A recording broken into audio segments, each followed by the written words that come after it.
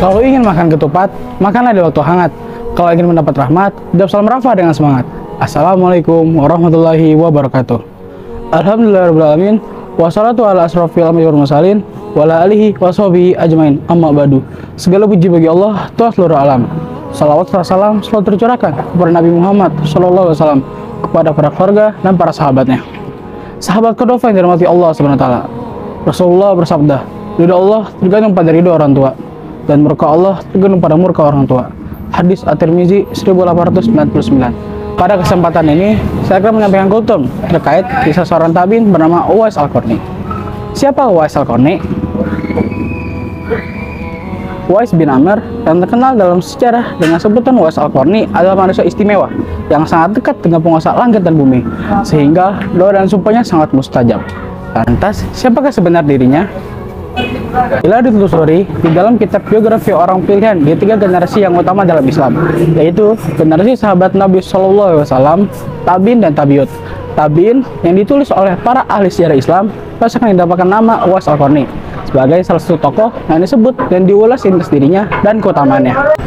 Uwais Al-Qarni adalah teladan bagi orang zuhud yang menghindarkan diri dari dunia sehingga Allah menjaga mereka dan memberikan kasih sayang dan keridhaannya. Uwais Al-Qarni adalah tokoh generasi tabiin zamannya.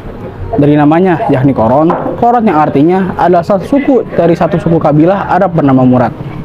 Al-Qarni ini termasuk satu dari wali Allah yang bertakwa yang dilahirkan saat terjadi peristiwa hijrah Rasulullah ke Madinah, dan ia mempunyai seorang ibu yang sangat ia hormati.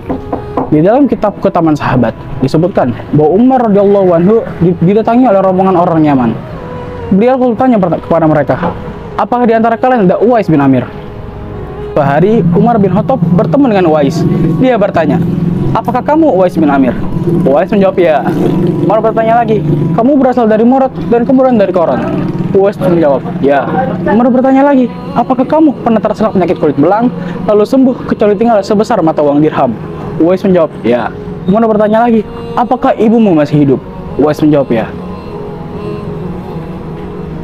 Lalu Umar bin Khattab berkata, aku mendengar Rasulullah bersabda, Uwais bin Amir akan datang kepada kalian bersama rombongan orang-orang Yaman yang berasal dari Murad kemudian dari Qoron. Dia pernah terserang penyakit kulit belang lalu sembuh kecuali tinggal sebesar uang dirham. Ibunya masih hidup dan ia selalu berbakti kepadanya. Kalau ia bersumpah atas nama Allah, maka Allah benar-benar akan mengabulkannya. Maka jika kamu dapat meminta agar dia mohon ampunan, lakukanlah. Setelah Uwais Al-Qarni berdoa kepada Allah untuk memohon ampunan kepada Umar, kemudian Uwais meninggal Umar untuk menuju Kufah. Setelah itu, Umar bertanya kepada Uwais, kamu ingin kemana? Uwais bin Amir menjawab, Kufah. Umar berkata lagi, apakah aku perlu membagikan surat untukmu kepada pejabat Kufah? Uwais menjawab, saya lebih senang menjadi orang-orang yang dianggap lemah di kalangan manusia. Selain itu, dikisahkan pula kisah bakti Uwais kepada ibunya. Suatu ketika, ibunya berkata kepada Uwais, wahai anakku, mungkin ibu tak lama lagi akan bersamamu. Sungguh hati ibu sangat ingin menunaikan haji. Doakan agar ibu dapat mengerjakan haji. Mendengar permintaan ibunya, Uwais Al-Qarni pun termenung dan membayangkan perjalanan dari Yaman menuju Makkah. Dan sangatlah jauh dan ia tidak memiliki biaya. Uwais pun terus berpikir dan mencari solusi untuk dapat mewujudkan permintaan ibunya. Kemudian, Uwais membeli seekor anak sapi dan memegang kandangnya di atas bukit. Setiap pagi, ia menggendong anak sapi itu naik turun bukit. Kelakuan Uwais ini memang sangat aneh, sampai masyarakat Yaman mengira bahwa Uwais telah gila. Semakin hari, anak sapi itu semakin besar, maka semakin besar pula tenaga yang dibutuhkan Uwais untuk menggendong anak sapi itu. Namun, karena dilakukan setiap hari, maka berat anak sapi itu tidak terasa lagi oleh Uwais Al-Qarni. Setelah beberapa waktu berlalu, tibalah waktu yang musim haji, dan berat anak sapi itu sudah mencapai 100 kg. Begitu juga otot Uwais semakin kuat. Ternyata barulah diketahui maksud Uwais menggendong anak sapi setiap hari adalah latihan untuk menggendong ibunya melaksanakan haji. Uwais menggendong ibunya dari Yaman menuju Makkah. Ia rela melakukan perjalanan jauh dan sulit demi memenuhi keinginan ibunya.